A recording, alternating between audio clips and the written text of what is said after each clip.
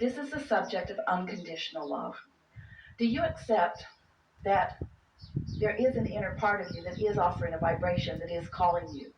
That soul, that source, that inner vibration. You got to know it because it is the basis of your guidance. And so if you don't know that, want to get to know that, want to feel the familiarity of that, begin to notice when you feel vital and why, and when you feel depleted and why. Begin to notice that your guidance has been giving you good information. So if you accept that that inner being part of you exists and that that inner being part of you is calling you, then this is what we want you to understand. This subject is how you create your own reality. It's how you turn thoughts, if you will, to things. It's how you turn a vibration into a see it, hear it, smell it, taste it, touch it experience.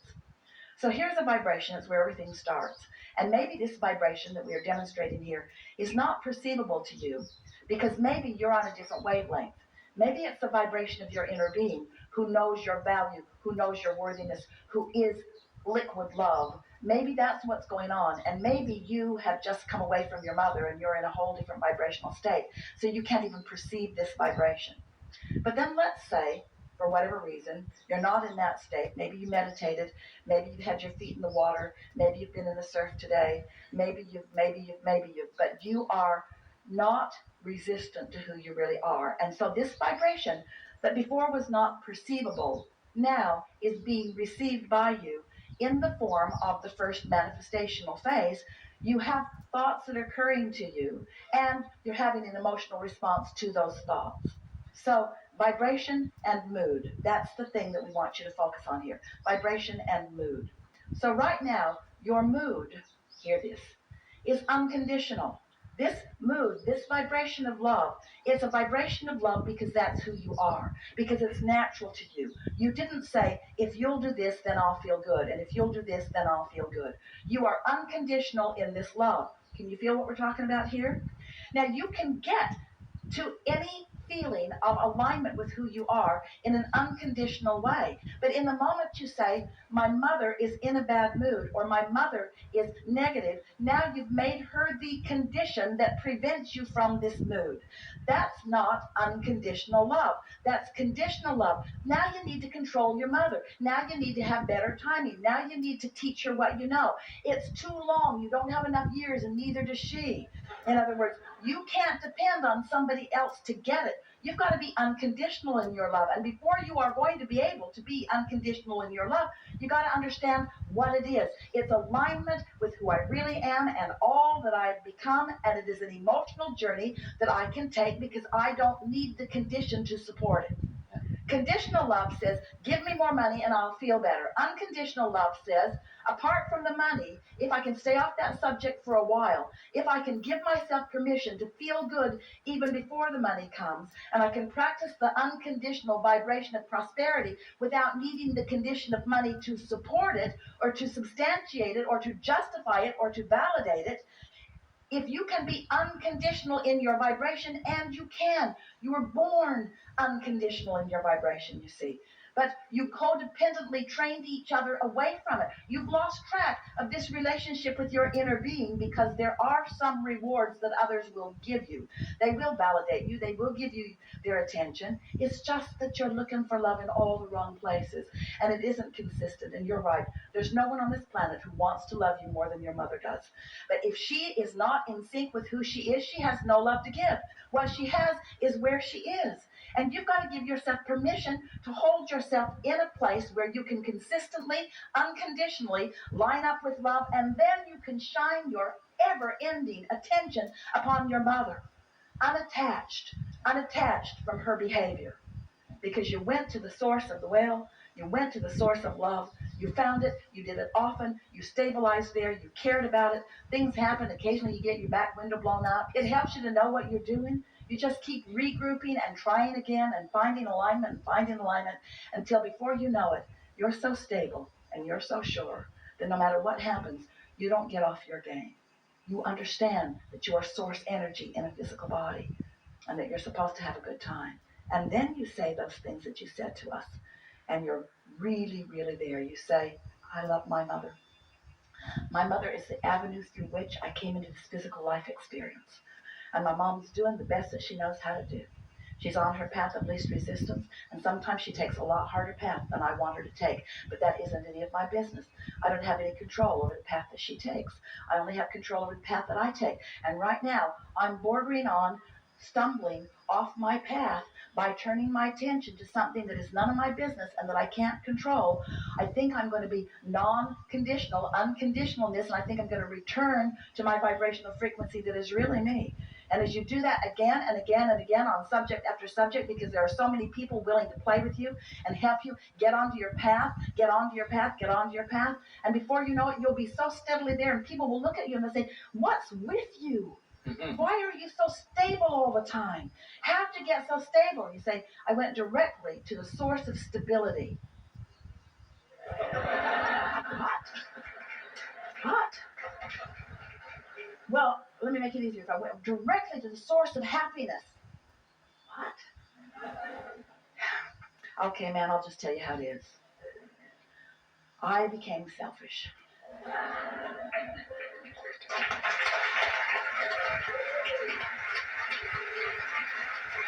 I gave myself permission not to play with those who aren't fun to play with.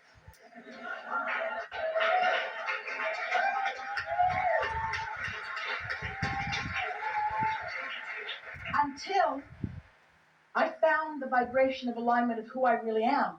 And now everybody I play with is fun. Right. Oh, did they all change? No, they didn't change. I did. Yeah. I'm no longer looking to them for the resource. I got my resource. They can do whatever they want. And frankly, they are amusing. They're amusing. They're amusing. You got that, didn't you? Yeah. Thank you. You want me to touch on my second question? It kind of answered it with that too, if I pay attention. Yes. Just real quick, I guess for me, I try not to watch news a lot because it overwhelms me. But I guess if I get to a place where I am in vortex and in my place of alignment, that stuff I will be able to handle without burying my head in the sand. Yeah, you will. The question is, will there be enough there for you? In other words, you're going to develop more and more of an appetite for upliftment. And we don't think you're going to find much of that there. Yeah, I don't watch the news now because it's not uplifting. But at the same time, I don't want to end up burying my head in the sand when I do need to know something. We do. We want Really? you to give yourself permission to stop looking at stuff that doesn't feel good when you look at it.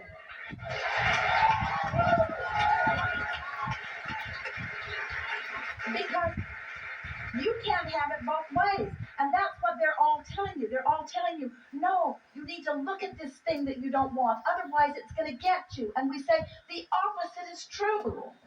Giving your attention to unwanted causes you to throw stuff on your path of least resistance. And now you're tripping all over it. You don't have clarity.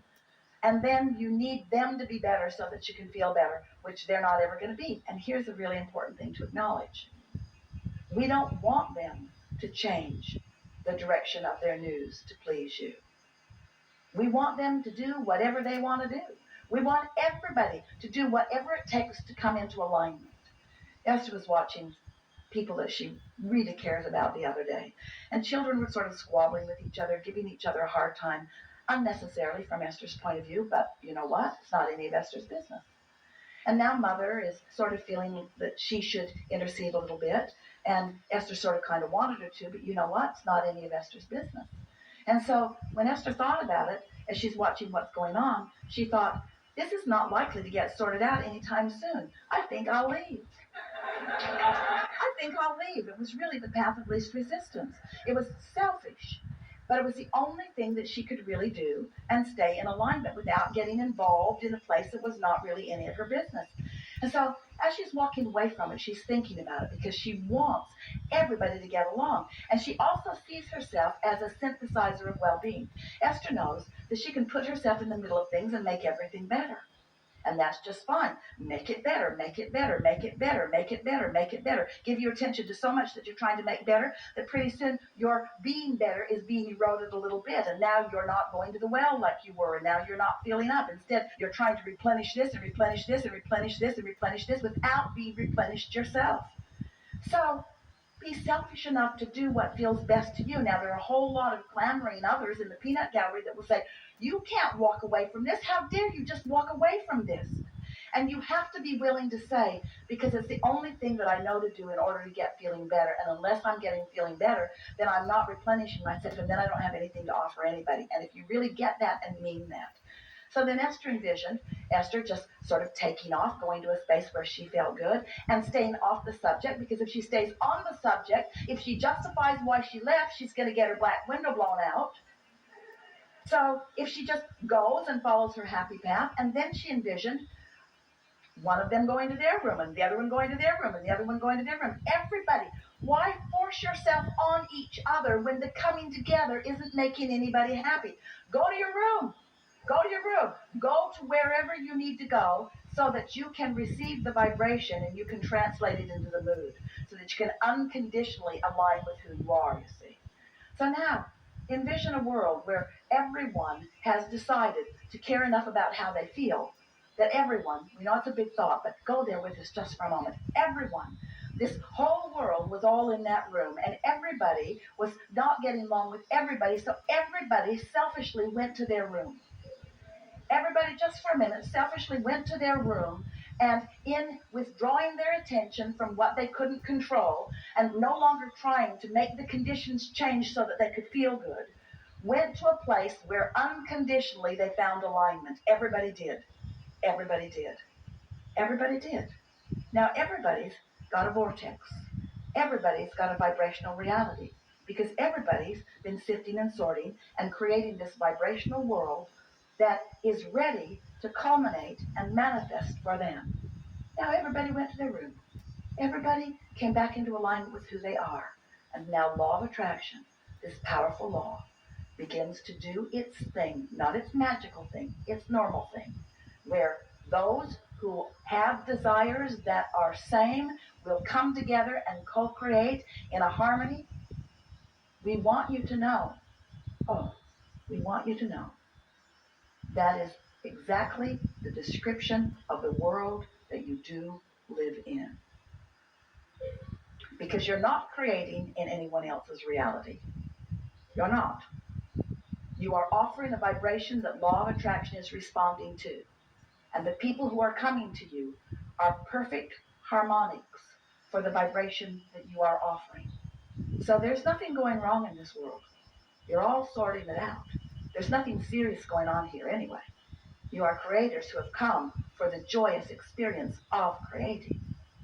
So as you take away from this, it's our powerful desire that you do, a new intention to be willing to care enough about how you feel, that you are willing to care enough about how you feel, that you are willing every moment to take the path of least resistance, which just means if you're saying something that doesn't feel good, turn it so that it feels a little better. If you're thinking something that doesn't feel good, turn it so that it feels a little better. And it is our promise to you, it won't be long before you'll be standing in such alignment, compliance, harmonics with who you really are, that not only will the world take on a whole different look to you as you're seeing it and smelling it and hearing it and tasting it and touching it through the eyes of Source, but the law of attraction evidence that then makes its way to you, and the fun that you will have with the cooperative components. Everybody that's coming to you is a cooperative component to what you've got going on right now. And if you're offering a mixed bag, then they are a mixed bag. And you know what's really funny about most of you? You don't notice the mixed bag until they are it. Esther didn't notice her mixed bag until her Parker demonstrated to her what she had going on vibrationally. He reflected it to her in a way that she could not miss it, you see. And she said, oh, how delicious is this? More translation of vibration into emotion, more unconditional alignment, more unconditional clarity, more unconditional love, more unconditional harmony with who I really am. And then law of attraction, have at it. I'm going to get tuned in, tapped in, turned on, and then I'm going to watch what the net that I've cast brings back to me. And then I'm going to get tuned in, tapped in, turned on, and then I'm going to watch what the net that I've cast brings back to me. And every single thing that I catch in my net, I'm going to say, thank you, thank you, thank you, thank you, thank you for demonstrating to me what I got going on vibrationally. Because I want to be a deliberate creator. And if I don't know, if I don't pay attention, then I can't be.